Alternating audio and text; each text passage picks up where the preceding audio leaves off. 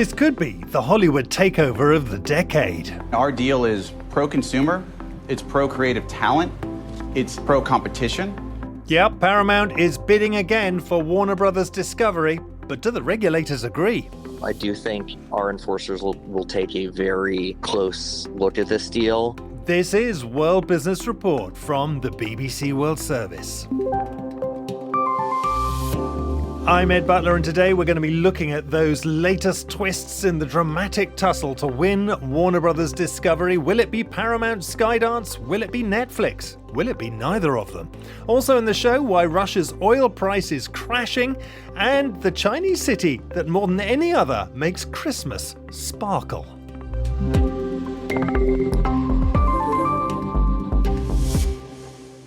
Well, let's start with, let's face it, the type of boardroom drama that Hollywood scriptwriters just dream about. The world is changed, and some things that should not have been forgotten were lost.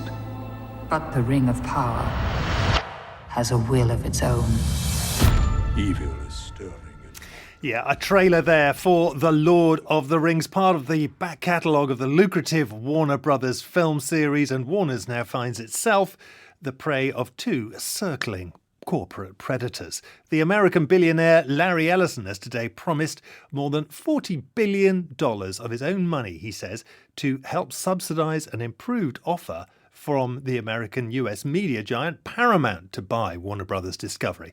Mr. Ellison's guarantee is an attempt to resolve doubts over how Paramount could finance a hostile takeover bid, one worth $108 billion, it's said.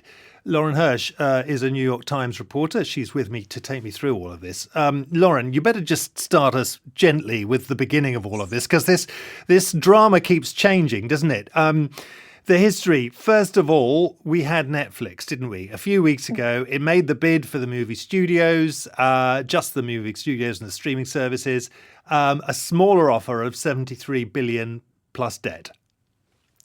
Yes. So there have been two main bids that we in the media have been focused on. There has been Netflix's bid for part of Warner Brothers' business, as you mentioned, the streaming and studio. And there has been Paramount's bid for the entire company. Last week or 2 weeks ago, Warner Brothers said that they thought that Netflix's deal was better for its shareholders, and it was going with Netflix. Paramount very quickly said that they were unhappy with Warner Brothers' decision. It thought it made a mistake, and so it did what's called a hostile bid. It went to Warner Brothers shareholders and said, your board made a mistake in rejecting us. We're offering you the better deal. Come to our side. Take our offer.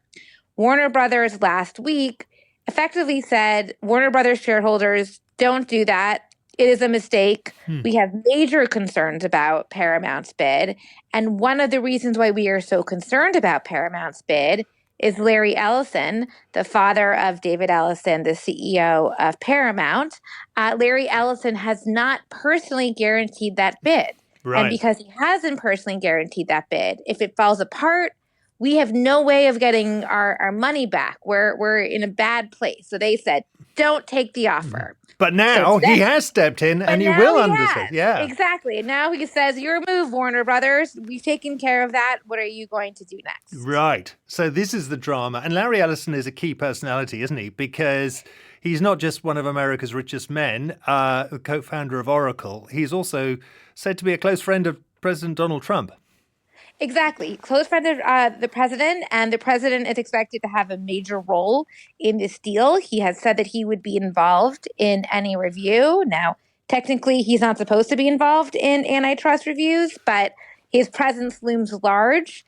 So there is a really big microscope right now on the relationship between Larry Ellison and the president. Yeah, well, I'm going to talk about that now. So just hold fire. I'm going to come back to you, Laura. Sure. But one of the issues to be resolved is whoever wins this bid, will it get regulated over? And will a newly merged company even be just too big, defying national and international antitrust laws? I've been speaking about it with Philip Berenbroik. He served as a chief counsel for the U.S. Senate's Judiciary Subcommittee on Antitrust Matters.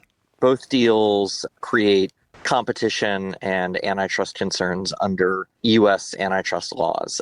Different flavors of concerns, but both create substantial risks under our antitrust laws. Which one looks more vulnerable, do you suppose? I think they're both vulnerable. The Paramount transaction, that seems to be in second place right now, but, that transaction would further consolidate two of the largest movie studios. There are only 5 remaining major film studios. This deal would further consolidate that marketplace. It would consolidate the streaming marketplace.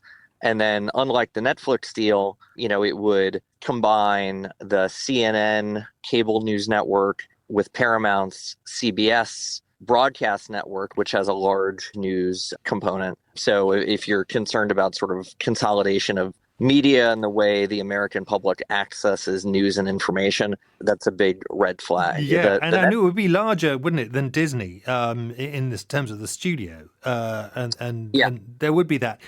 Netflix, of course, it would cement Netflix's dominance in streaming, creating a group with 428 million subscribers, I was reading, which does sound like a very large number.